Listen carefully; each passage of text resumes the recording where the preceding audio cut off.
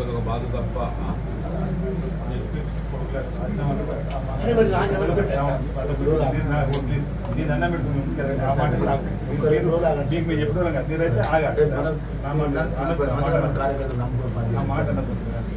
వాళ్ళ రాజ్యం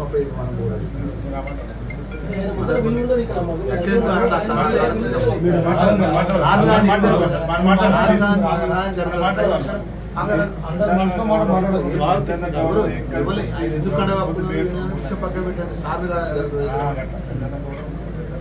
రాష్ట్రం 40 సంవత్సరాల పార్టీ కష్టకరమైన పార్టీ ఎవరో ఒక నిర్ణయం వల్ల మాట్లాడంతే ఆ సమయం దాటిపోయిన తర్వాత దీన్ని విలువ ఉండదు నిర్ణయం అనేది సమయాన్ని ఉంటే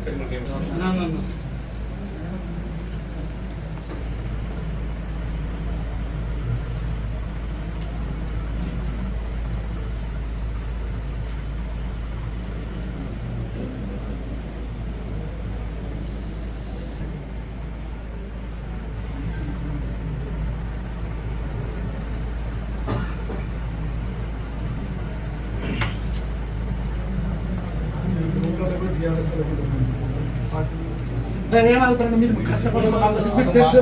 మీకేం తెలుసు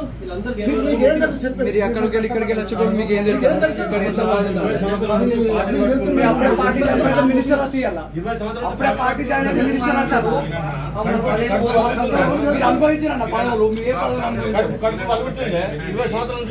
మంత్రి గారు కాంగ్రెస్ పార్టీ చెందిన మంత్రి గారు టిఆర్ఎస్ పార్టీ ఇంటికి అన్నం తింటే ఏం సంకేతం పోతే చెక్కాలా మేము ఉండమంటారా పొమ్మంటారా మీరు మాట్లాడుతున్నారు సంజయ్ ఓకే మంత్రి గానా ఇంగిత జ్ఞానం లేదా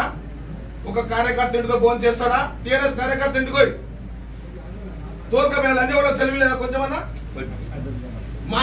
నా ఊరోడు కాబట్టి నన్ను ఊర్లో మాట్లాడుతుంటే 40 ఏళ్ళ సేవ చేస్తున్న పార్టీ కొరకు అడుగొక మాట మాట్లాడుతూ చెవులు చివులు పడ్డాయి ఎట్లా మరి మీరు ఆ మాత్రం పడుచుకోకపోతే మీరు మంత్రి కోపం రారాదా ఇప్పుడున్న మంత్రి మిమ్మల్ని పొందబెట్టినాడు మీరు ఆ బాధపడలేదా ఇబ్బంది పెట్టిన మీరు ముక్కలేదా మీరు బాధపడలేదా ఏకాంతం గంట సేపు ముచ్చట పెట్టింది సార్ పార్టీలో ఉండడు ఎందుకు 2014 ఒక్కడికి గెలిచినప్పుడు మంత్రి తీసుకోకపోతే ఎమ్మెల్సీ గెలిచినాక కేసీఆర్ ఫోన్ చేసి పోటీ చేసడానికి కర్నూలు జిల్లాలో సరైన నాయకులు లేకపోతే అన్న 2 సార్లు పోటీ చేసి 2009లో దాని నష్టం వచ్చింది మనకు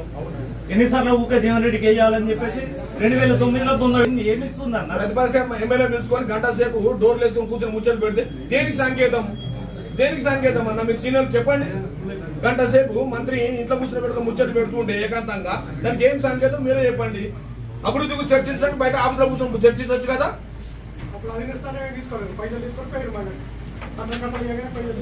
టీఎల్ 200 కోట్లు 300 కోట్లు బాగా టీఎల్